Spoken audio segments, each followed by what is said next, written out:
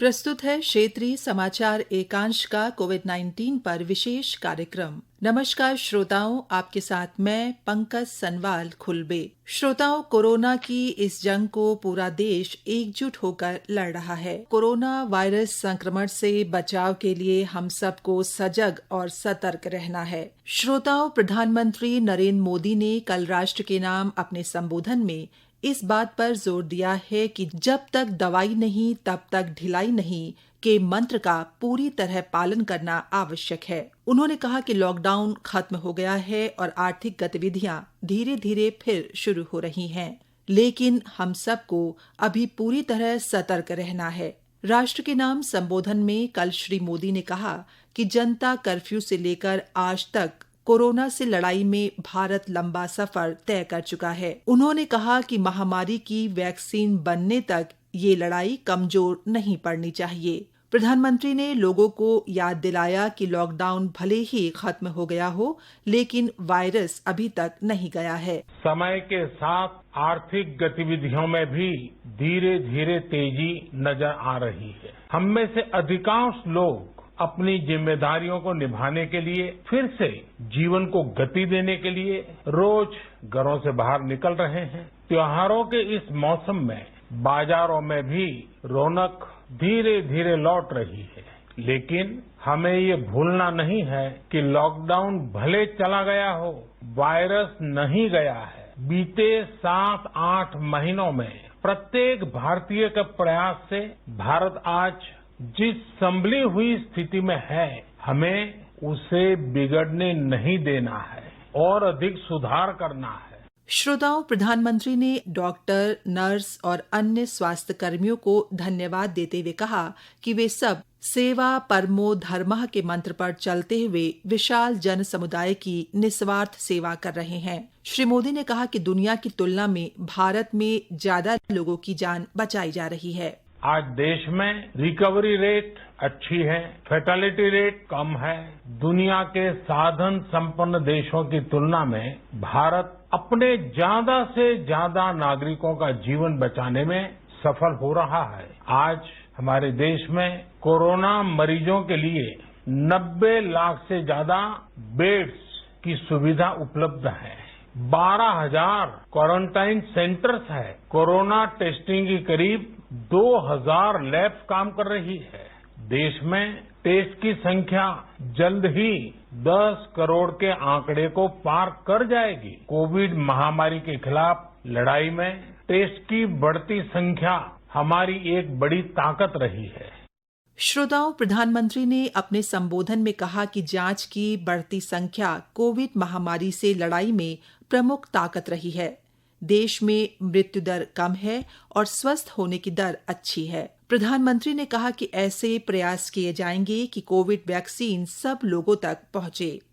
बरसों बाद हम ऐसा होता देख रहे हैं कि मानवता को बचाने के लिए युद्ध स्तर पर पूरी दुनिया में काम हो रहा है। अनेक देश इसके लिए काम कर रहे हैं। हमारे देश के वैज्ञानिक भी वैक्सीन के लिए जी जान से जुटे हैं। भारत में अभी कोरोना की कई वैक्सीन पर काम चल रहा है। इनमें कुछ एडवांस स्टेज पर है, आशास्पद स्थिति दिखती है। कोरोना की वैक्सीन जब भी आएगी, वो जल्द से जल्द प्रत्येक भारतीय तक कैसे पहुंचे, इसके लिए भी सरकार की तैयारी जारी है।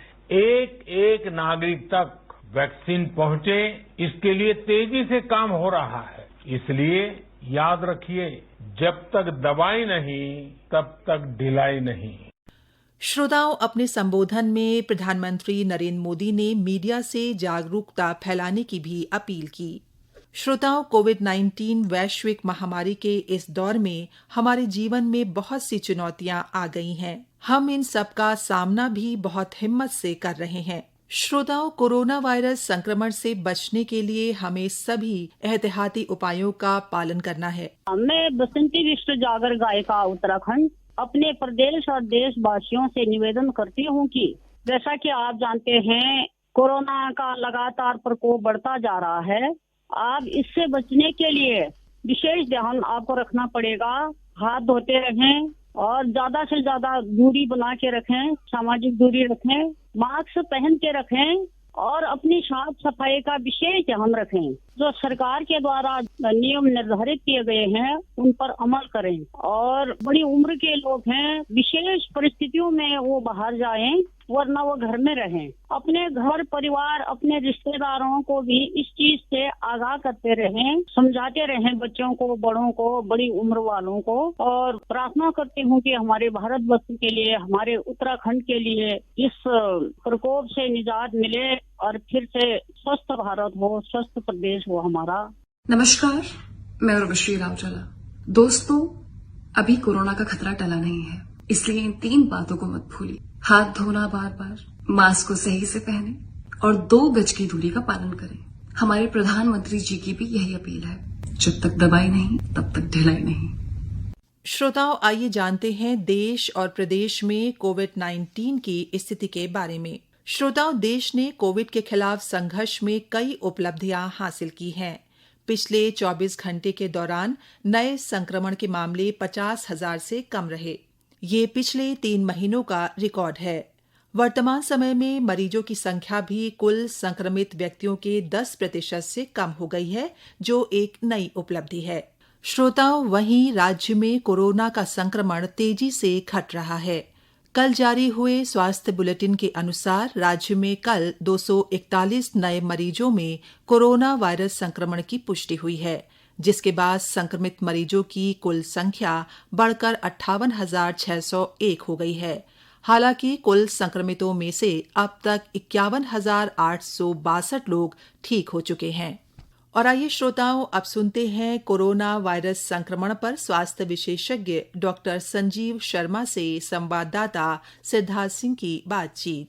डॉक्टर संजीव, अगर हम कोरोना की वर्तमान स्थिति को देखें तो हालांकि देश में कोरोना के मरीजों की संख्या कम हो रही है, लेकिन खतरा टला नहीं है। इसलिए प्रधानमंत्री नरेंद्र मोदी ने भी लोगों से अभी पूरी तरह से सतर्क रहने का आह्वान किया है और प्रधानमंत्री ने ये भी याद दिलाया है कि लॉकडाउन भले ही खत्म हो गया, लेकिन कोरोना के संक्रमण का खतरा अभी भी बना हुआ है। क्या कुछ कहेंगे आप? जी, कि कोरोना के आंकड़े जो हमें अभी दिख रहे हैं वो निश्चित रूप से कमी आई है और ये अच्छी बात भी है, लेकिन इस आंकड़ों के जाल में हम कहीं उलझ ना जाएं, ये हमें ध्यान रखना है कि क्योंकि खतरा अभी बना है और कम नहीं हुआ है। बहुत सारे लोग एसिम्प्टोमेटिक हैं जो टेस्ट नहीं करवा रहे हैं या नहीं किए जा रहे हैं, तो वो समाज में हैं, तो संकट अभी बरकरार है। और दूसरा, अनलॉक की प्रक्रिया शुरू हो गई है और अनलॉक की प्रक्रिया शुरू होने के साथ जीवन की रफ्तार जो है धीरे धीरे बढ़ रही है। जीवन सामान्य स्थिति में आ रहा है, देश अपने आप को सामान्य स्थिति में लाने की कोशिश कर रहा है, चाहे वो आर्थिक क्षेत्र हो, शिक्षा का क्षेत्र हो। और सबसे बड़ी बात यह है कि अब हम त्योहारों के समय में प्रवेश कर चुके हैं, शादियों का समय ये है। और तीसरी बात ये कि हम विंटर सीजन में यानी शीत ऋतु में हम प्रवेश कर रहे हैं। और ये सारे जो हैं, जो ये फैक्टर्स हैं, ये चाहे त्योहार हो, चाहे स्त्रीयता हो, चाहे शादियों का समय हो, शीत ऋतु हो, ये सारे फैक्टर्स कहीं न कहीं हमें एक तरह से रिस्क फैक्टर्स हैं और इनका हमें ध्यान रखना है। और जो भी दिशा निर्देश सरकार की तरफ से या प्रशासन की तरफ से दिए जा रहे हैं, जैसे आपने जो जितने मेजर्स बताए, चाहे वो मास्क का प्रयोग हो, चाहे हैंड हाइजीन हो, चाहे दूसरे कोई मेजर्स डिस्टेंसिंग हो, ये सारे जो तरीके हैं इनका लगातार प्रयोग करते रहना और समाज में ये संदेश देना है, क्योंकि ये हमारा नैतिक कर्तव्य है और राष्ट्रीय कर्तव्य भी है कि हम ये इन चीजों का पालन करें और इस रोग के प्रसार में हम बाधा बने। जी। और डॉक्टर संजीव, स्वास्थ्य मंत्रालय ने आयुष मानक उपचार प्रक्रिया जारी की है, जिससे कि कोविड-19 से बचाव किया जा सकता है। तो क्या कुछ ये प्रक्रिया है, ये हम आपसे जानना चाहते हैं। जी, हमारे देश के माननीय स्वास्थ्य एवं परिवार कल्याण मंत्री डॉक्टर हर्षवर्धन जी, हमारे आयुष मंत्री श्रीपाद यशो नाइक जी ने ये इसी महीने के प्रथम सप्ताह में ये एक जो गाइडलाइन है, नेशनल क्लिनिकल मैनेजमेंट प्रोटोकॉल जो है, वो आयुर्वेद और योगा का जारी किया है। और इसके लिए जो बातें बताई गई हैं कि हमें इसके रोकने के लिए क्या उपाय करने हैं, और अगर हम अगर पॉजिटिव हो गए हैं और पॉजिटिव हो गए हैं लेकिन हमें लक्षण नहीं है, तो हमें उसमें आयुर्वेद के तरीके से क्या उपचार हमें लेना है, और अगर हम पॉजिटिव हैं और हमें थोड़े से लक्षण हैं जिसको हम माइल्ड सिम्टम्स कहते हैं, तो उस वक्त हमें क्या लेना है, और अगर थोड़े मॉडरेट सिम्टम्स हैं तो हमें क्या लेना है, और अगर हम कोरोना से रिकवर कर गए हैं लेकिन हमें कुछ समस्याएं अभी बाकी हैं, हालांकि टेस्ट नेगेटिव आ गया है, तो उसके लिए भी जो गाइडलाइंस हैं या प्रोटोकॉल जो है वो भारत सरकार के आयुष मंत्रालय द्वारा भारत सरकार के माध्यम से इसको जारी किया गया है। तो ये इसमें है जो कई तरीके इसमें बताए गए हैं, जिसमें जनरल मेजर्स हैं, जिसमें ये बातें तो डिस्टेंसिंग है या रेस्पिरेटरी एंड हाइजीन है, हैंड हाइजीन है, या मास्क लगाना है, गर्म पानी से गरारे करना, या त्रिफला और मध्यस्थी मुलेठी जिसको कहते हैं उसका काढ़ा, या उसको गर्म पानी में थोड़ा सा उबाल करके गर्म पानी उससे हम गरारे करें या उसको पिएं, या इसी तरह से नाक में हम तेल है, अनु तेल है या षडबिंदु तेल है या दूसरे कोई तेल जो है हम उसमें लगा सकते हैं। तो इस तरह से कई उपाय बताए गए हैं जिससे हम अपने आप को कोरोना से बचाव कर सकते हैं। तो इसमें कई अलग अलग तरह के उपाय हैं कि अगर हमें रोकना है तो और क्या क्या औषधियां हम ले सकते हैं, या लक्षण अगर हमें तो हम क्या क्या औषधियां ले सकते हैं। ये विस्तृत रूप से ये जानकारी जो है भारत सरकार ने जारी की है। और ये जानकारी आयुष मंत्रालय की वेबसाइट पर उपलब्ध है? जी, ये आयुष मंत्रालय की वेबसाइट पर बिल्कुल उपलब्ध है। आप आयुष मंत्रालय मिनिस्ट्री ऑफ आयुष के अगर उसमें जाते हैं, वेबसाइट पे जाते हैं, तो वहां पर ये जानकारी जो है वो पूरी तरह से national clinical management protocol based on Ayurveda and yoga for management of Covid dashboard में ही हमें सामने दिख जाती है, और उसमें हमें ये मिल जाएगी जानकारी। डॉक्टर संजीव, जब देश में कोरोना की शुरुआत हुई थी उस समय गर्मी का मौसम था। अब धीरे धीरे मौसम बदल रहा है और हल्की ठंड ने दस्तक दे दी है। ऐसे में हमें किस तरह की चीजों का सेवन करना होगा? आयुष काढ़े की बात करें तो क्या ठंड में इसका उपयोग करते समय इसके इंग्रेडिएंट्स और रेशियो में क्या कोई परिवर्तन करना है? इसके बारे में आप बताइए। हाँ जी, ये बिल्कुल बात सही है कि अब धीरे धीरे हम ठंड की तरफ बढ़ रहे हैं।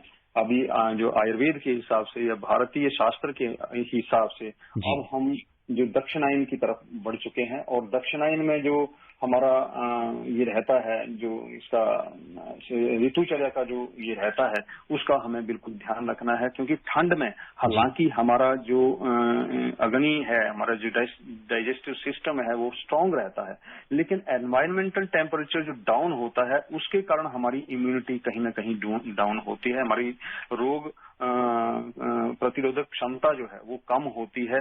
और ऐसा भी बताया गया है कि ये जो वायरस है ये ठंड में ज्यादा देर सर्वाइव करता है।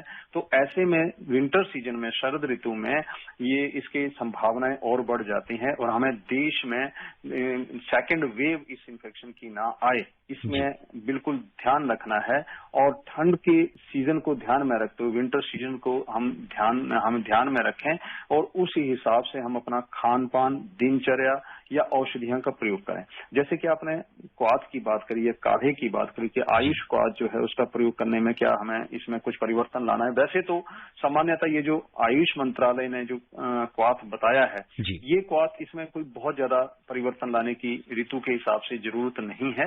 इसी का प्रयोग हम लगातार करते रहें, और ये सर्दियों में भी ये लाभदायक है इसी मात्रा में, लेकिन गरम गरम इसका सेवन जो है वो हमें करना चाहिए, ताकि इसकी गर्मी का भी और इसके इंग्रेडिएंट्स हैं उसका भी हमें लाभ मिले। और दिन में 2 बार इस काढ़े का प्रयोग हमें करना चाहिए।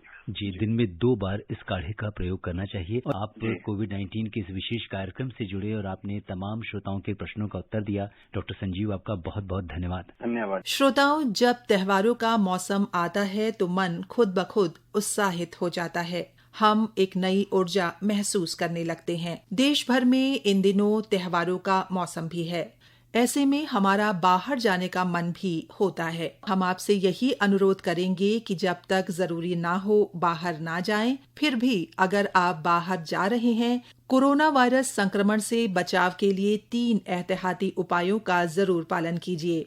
इसके लिए जब भी आप बाहर जाएं, मास्क जरूर पहनें, जहां जाएं सुरक्षित दूरी का पालन करें और अपने हाथ और मुंह को साफ रखें। श्रोताओं, इसी के साथ हमारा आज का कार्यक्रम यहीं पर समाप्त होता है। नमस्कार।